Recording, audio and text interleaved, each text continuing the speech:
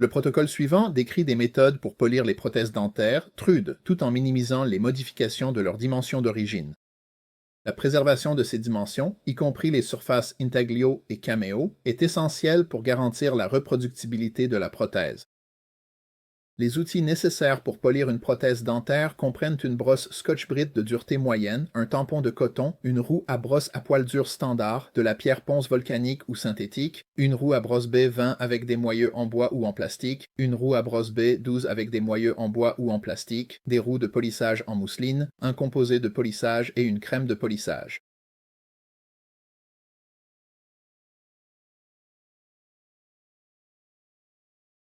La première étape du processus de finition consiste à lisser la surface du palais et des brides linguales à l'aide d'une brosse Scotch-Brite de dureté moyenne. Utilisez une pression légère avec une vitesse de rotation moyenne. Commencez d'un côté et progressez de manière méthodique et efficace vers l'autre côté. Veillez à polir entre chaque dent et le palais. Ne polissez pas le bord.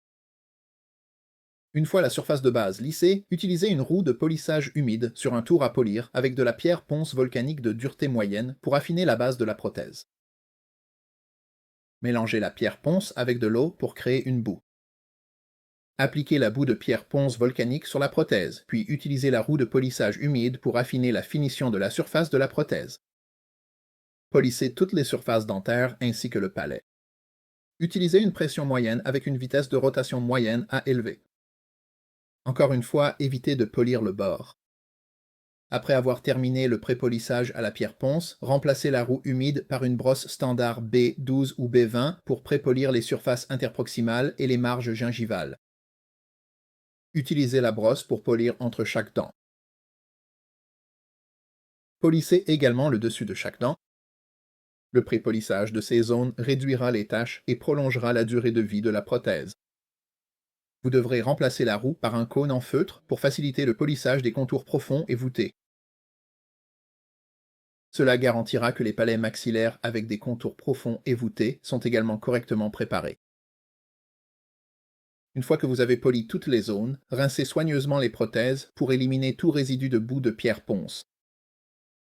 Pour préparer le polissage, séchez délicatement la prothèse à l'air comprimé. Polissez les prothèses à l'aide d'une petite roue à polir en mousseline dédiée sur un tour de polissage à grande vitesse. Ajoutez la barre de polissage à la roue à polir. Polissez les surfaces basales buccales et labiales. Cela réduit et élimine toute rayure de surface rugueuse avant de polir la prothèse pour obtenir une brillance élevée. Terminé. En réalisant un polissage à haute brillance, polissez la prothèse avec de la crème. Appliquez la crème à polir sur la base et les dents pour préparer le polissage à haute brillance.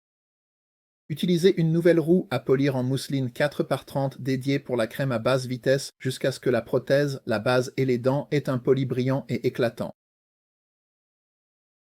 En option, vous pouvez utiliser un nettoyeur vapeur pour éliminer tout résidu de pâte à polir. Les prothèses terminées auront un éclat élevé. La prothèse est maintenant prête à être envoyée au dentiste du patient. Merci d'avoir regardé.